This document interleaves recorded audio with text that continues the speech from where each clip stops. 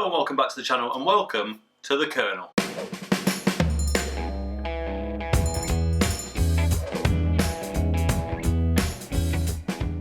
The Kernel Brewery is one I've been hearing a lot about recently. Ever since I started this channel, just nothing but praise really is all I've heard about these guys, and I've never actually got my hands on one until now.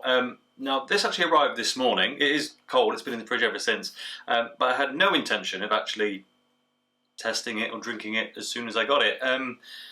But I bought this from an online supplier and it's come with about 2 weeks left, if that, on before the best before. Now they don't last a long time, table beers. It's kind of rustic. I didn't really know what a table beer was, but once, surprisingly, I actually did a bit of research and it turns out table beers traditionally were very low ABV, like 1% jobs, and they were for beer at everyone at the table, like kids and all, back in days of wherever it was. I was going to say days of yore, but probably call it something else, in France and Belgium, where this style of beer originated. Now, apparently the US have taken a twist on it and the Kernel might actually sit more on that side. I don't really know. I didn't try to look too much into it, but anyway, it's kind of rustic. It's still quite low ABV. It is 3.2%. Now, I'm picking this up kind of gingerly because there's actually sediment in this. This is bottle conditioned beer, as I'm not going to say everything from Kernel is, but I think a lot of it is. And I'm basing that off on the fact that I actually bought two things from the Kernel. The other one is a bit more exciting, I'll be honest, but we're going to save that for another day. They are both bottle conditioned, however. So, the Kernel Brewery London table beer, 3.2% ABV. As you can tell by the labelling on this,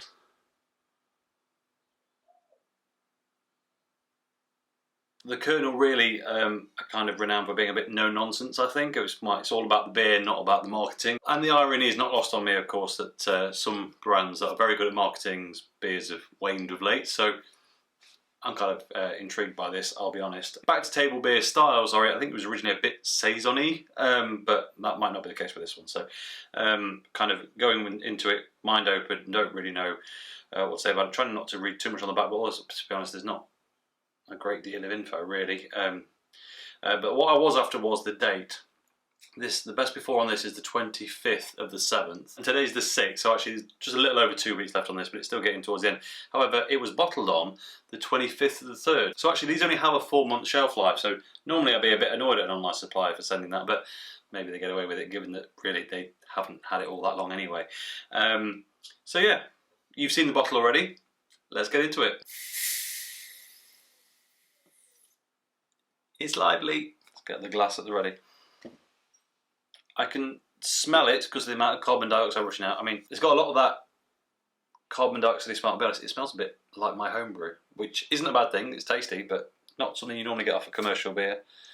Right, we managed to get it all out without an explosion, which is good. Even the caps are no nonsense. It's just a silver cap.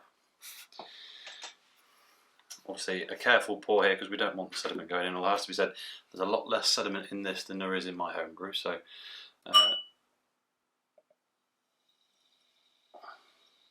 that's very pale.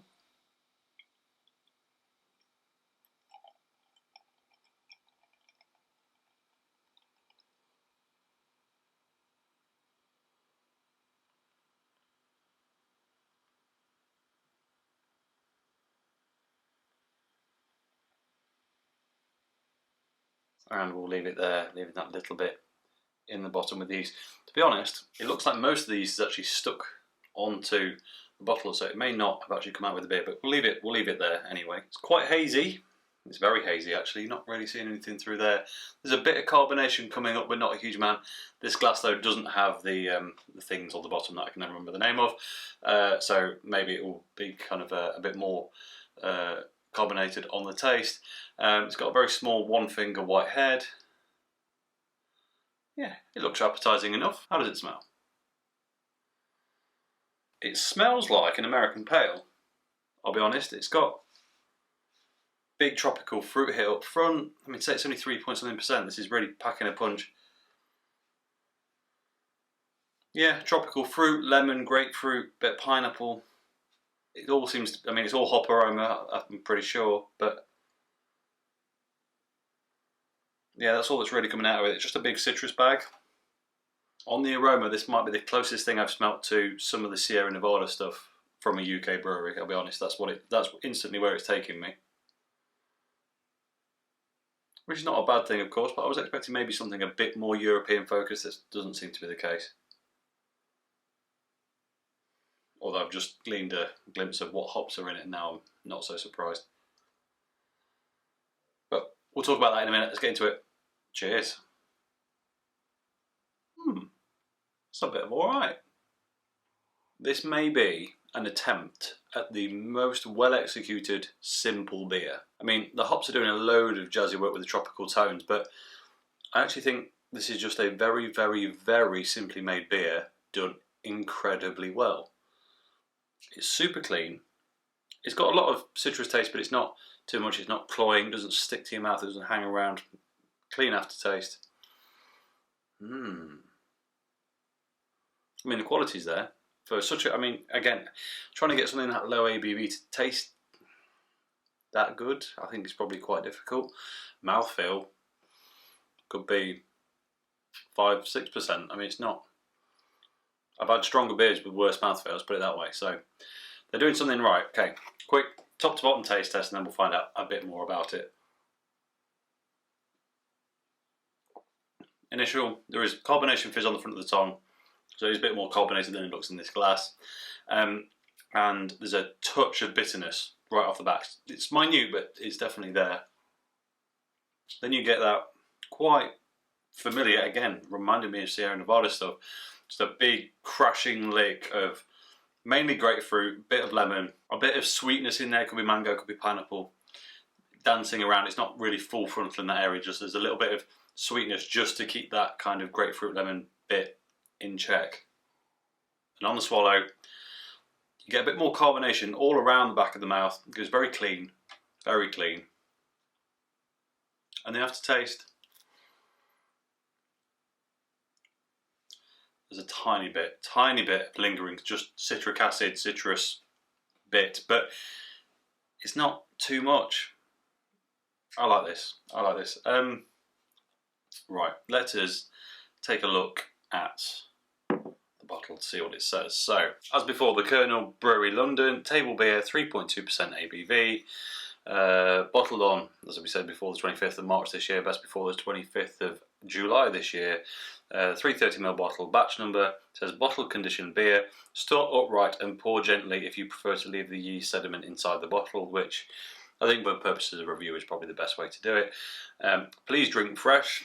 Drank it as soon as it arrived. It's a pale ale. Okay, on the back, okay, so on the, just a table beer on the front, but on the back, it's actually classifying itself as a pale ale, which is nice. It's not a saison inspired one. Hops are Mosaic and Summit, which explains that New World American flavour. Ingredients are water, hops, sugar, yeast, barley, and oats. That's interesting. Now, I would assume that that's not in quantity order like things normally are when you don't actually list how much is in them. So, you know, but I mean, water, yeah, okay, that would be the most. But then hops, and then sugar, then yeast, and then barley, and then oats, I don't think so. But then again, would the yeast eat too much barley and oats if that was...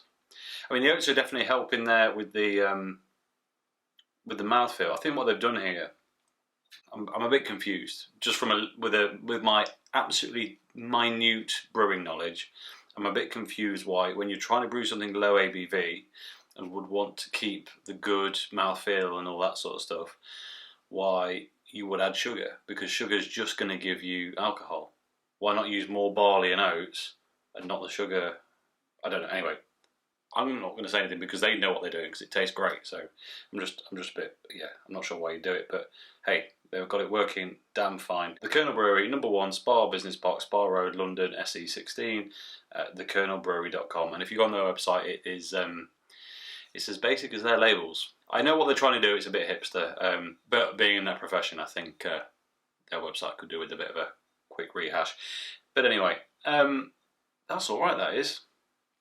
That is alright. Let's come back to it.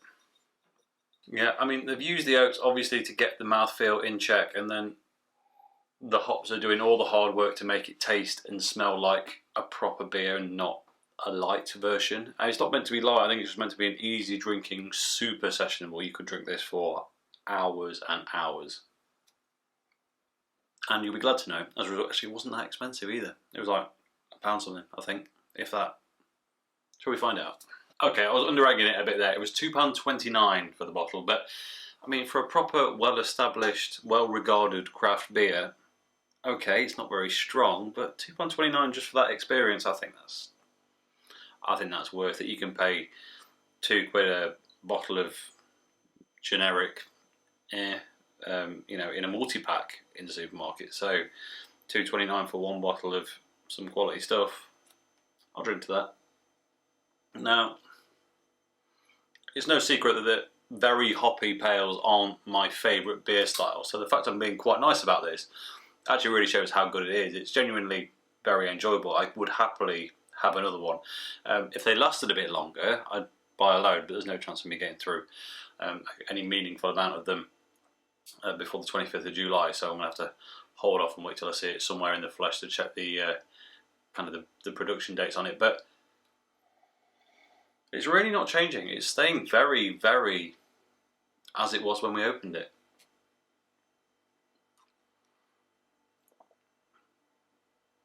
But it really is a bit of alright. It's not overly complicated, and that is intentional. It's executed incredibly well. Yeah, it's really nice, top stuff. But there is nothing else to say about it really. So as always, thank you very much for watching. If you enjoyed this video, please like it. If you haven't already, subscribe if you would be so kind, and I'll catch you next time.